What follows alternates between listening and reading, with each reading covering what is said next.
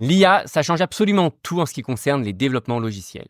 Hier, j'étais avec mon ami Paul sur Zoom et il m'a tout simplement dit « Tiens, j'aurais bien aimé développer une application qui permette de coacher mes clients, poser des questions et créer leur argumentaire. » J'ai dit « Oh bah, j'ai rien à faire, demain j'ai une vidéo à YouTube à créer, allons-y, faisons-la. » Et c'est exactement ce que j'ai fait. En 24 heures, on a créé une application mobile, une application web pour permettre à Paul de customiser un petit peu ses prompts et je vais vous montrer globalement le process que j'ai suivi et comment vous pourriez éventuellement aller dans la même direction et tenter de faire la même chose.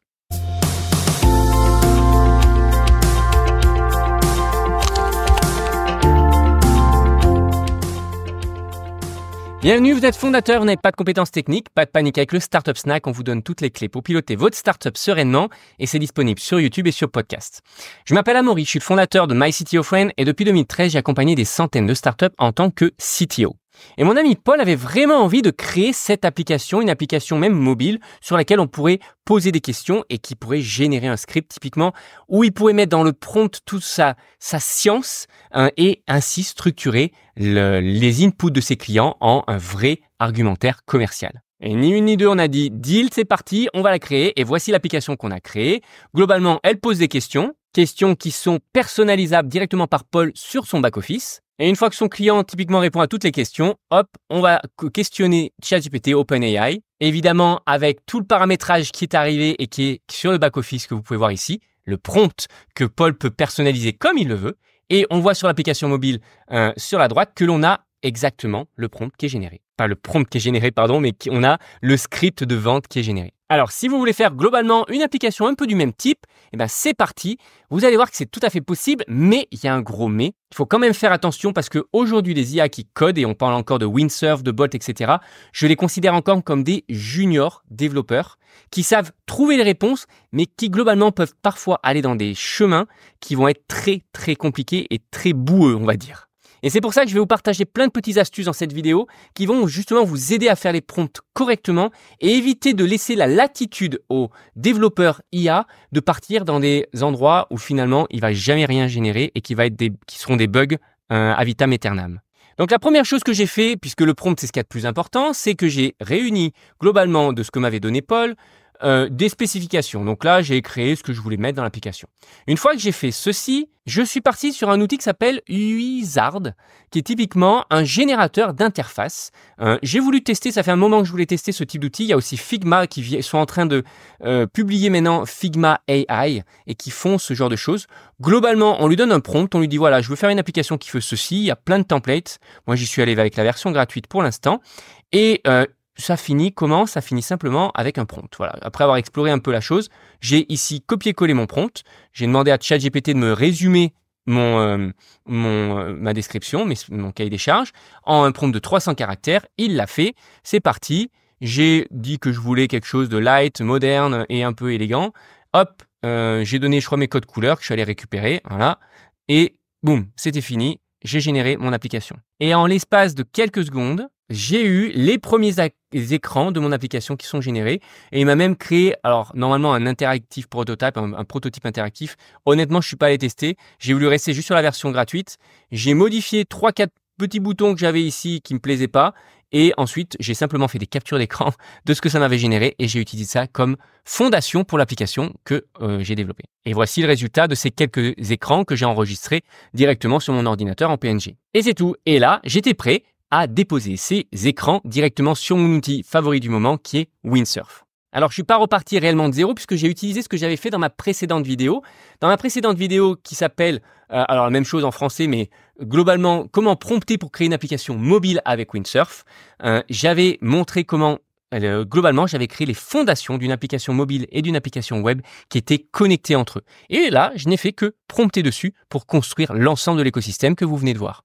Alors, si vous n'avez pas le temps de regarder cette vidéo, ce n'est pas très grave puisque je peux vous fournir, si vous voulez directement les codes sources de ce que j'avais produit dans cette précédente vidéo, c'est en lien en commentaire ci-dessous. Vous pouvez directement aller sur notre site chercher ces codes sources. Et typiquement, si on avance, j'ai décompressé ce code source, j'ai ouvert le dossier directement dans Windsurf. Une fois que j'étais dans Windsurf, je sélectionne ce dossier et là, j'ai pu lancer mon terminal sur lequel on va faire quelques copier-coller pour installer les compléments de bibliothèque, d'outils qui sont nécessaires pour lancer l'application mobile. Donc pour ça, on va dans le menu View, on ne le voit pas bien ici, mais c'est View, terminal. J'active évidemment Cascade pour la partie IA. Et je suis allé lire le README, qui est généralement le manuel dans le code source. Et j'ai simplement copié la première ligne dans le terminal pour installer tout ce qui était nécessaire. Donc ça, c'est pour mettre on va dire, les bouts de logiciel nécessaires pour lancer une application mobile. Ensuite, si je voulais tester mon application mobile, je peux utiliser l'application Expo Go, que j'avais déjà montré dans ma précédente vidéo, pour connecter globalement mon environnement de développement qui est sur mon écran avec mon téléphone. J'avais juste fait un petit QR code que j'ai scanné avec mon téléphone avec l'application et boum, l'application se retrouve automatiquement sur mon téléphone. Et voilà, j'ai pris ensuite ma capture d'écran de mon application. Je suis allé la déposer directement en bas à droite. Donc hop, voilà, dans les Add Image, j'ai mis ici mon prompt. Attention, sans changer la structure de mon application, qui est une structure monorepo. Dans le même dossier, on a plusieurs applications. Je veux que tu me mettes cet écran Welcome Screen. Et pour l'instant, je ne veux pas que tu t'occupes de la partie authentification. On va s'en occuper plus tard. Toujours le même principe. On donne pas trop de choses à faire parce qu'il va utiliser trop de tokens. Et donc, s'il utilise trop de tokens, il va bâcler les choses. Et généralement, c'est ce qui amène des bugs. Et assez rapidement, c'est ce qui m'a créé. Alors là, je vais le tester typiquement avec l'autre mode de test, pas sur mon application mobile, mais je l'ai fait sur un émulateur. Vous voyez que sur mon écran, on voit que c'est écrit Yarn Start Mobile iOS. C'était dans la documentation que je vous ai montré tout à l'heure. Ça permet de lancer un émulateur sur son ordinateur, si évidemment on a tout ce qu'il faut. En l'occurrence, sur Mac, c'est un peu plus facile, mais sur PC, on peut le faire exactement de la même manière avec Android.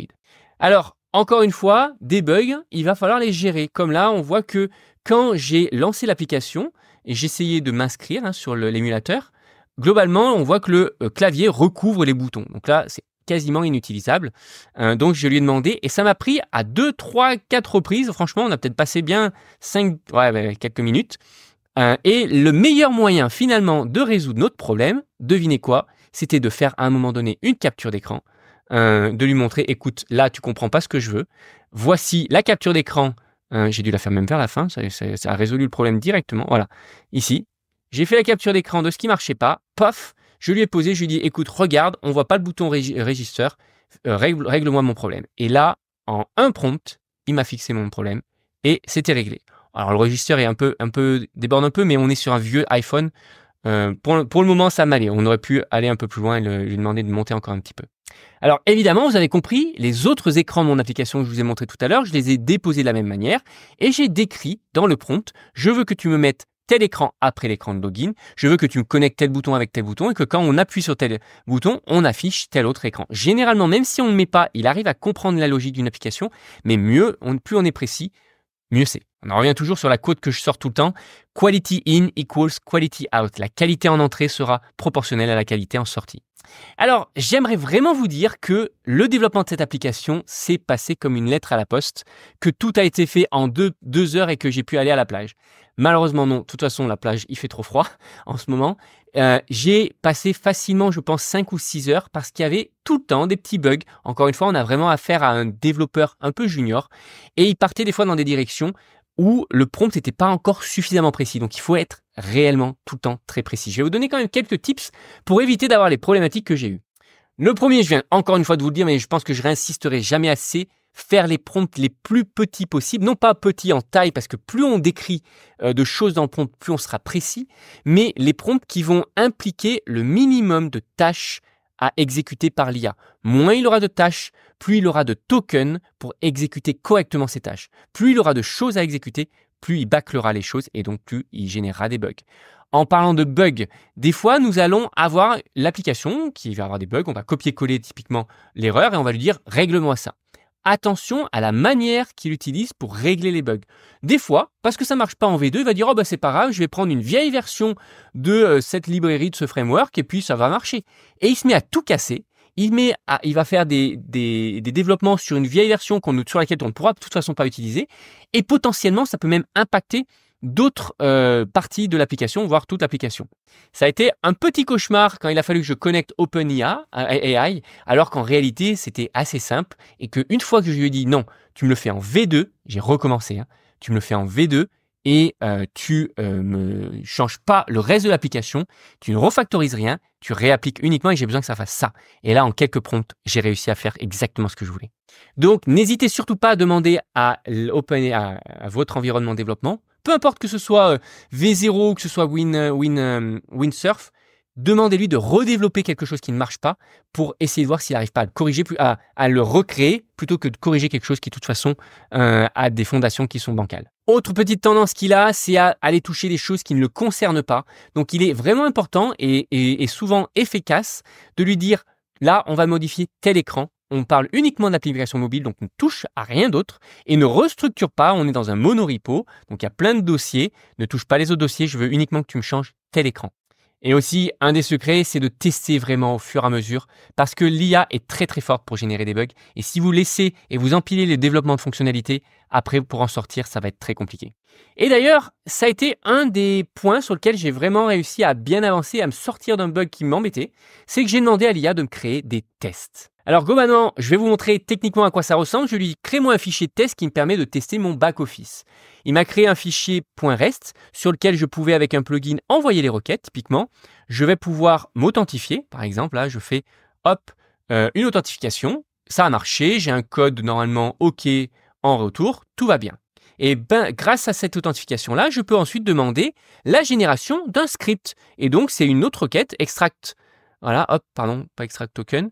Je dois avoir la send request, voilà, pour generate a sales script. J'ai cliqué dessus, je vois qu'on est en waiting en dessous. Il va me prendre peut-être une dizaine de secondes, le temps d'aller chercher OpenAI, et il va me générer typiquement mon script de vente. Et voilà le résultat. On voit qu'il m'a généré typiquement mon script de vente, tout va bien. Impeccable, j'ai pu tester ma fonction et là j'ai pu lui dire, maintenant le problème il est sur l'application mobile. Rappelez-vous du coup que l'IA est vraiment un développeur encore un peu junior et qu'il est vraiment important de compenser pour ses faiblesses aujourd'hui et les tests, c'est vraiment le meilleur moyen et d'ailleurs ça sera un petit peu mon prochain challenge de créer des tests automatiques avec de l'IA et de vous montrer comment on peut faire ça d'une manière à ne pas avoir de problème et simplement simplifier la vie, gagner un temps phénoménal. C'est vraiment mon challenge. Je pense que là, aujourd'hui, j'ai mis 5-6 heures pour faire cette application-là. On aurait pu le faire en 1 heure ou 2 si on n'avait pas eu tous ces bugs. Et c'est vraiment la méthodologie que je vais essayer de partager la prochaine fois dans mes prochaines vidéos. Donc, si vous n'avez pas souscrit à notre chaîne YouTube, c'est le moment de le faire. Restez tuned. Et oui, une dernière petite chose, si vous êtes en train de lancer une startup, une application que vous voulez tout simplement accélérer, on est en train en ce moment de former quelques développeurs avec qui on a l'habitude de travailler depuis des années au développement par l'IA et à créer cette équipe de co-développement entre le fondateur, le développeur et l'IA. Et tous les tests qu'on a fait jusqu'à présent sont juste extraordinaires. Si vous êtes intéressé et que vous voulez être dans les early birds de cette offre, n'hésitez pas à nous contacter sur mycityofriend.co/contact. Et dans tous les cas, je vous en dirai plus dans les prochaines vidéos. En attendant, j'espère que celle-ci vous aura aidé pour vos développements et pour votre projet. Si vous avez des questions, si vous avez des commentaires ou vous voulez simplement suggérer une idée de vidéo, n'hésitez pas à le faire en commentaire sous la vidéo YouTube et j'y répondrai avec grand plaisir. Je vous souhaite une très bonne journée et je vous dis à très vite pour une prochaine vidéo sur le sujet.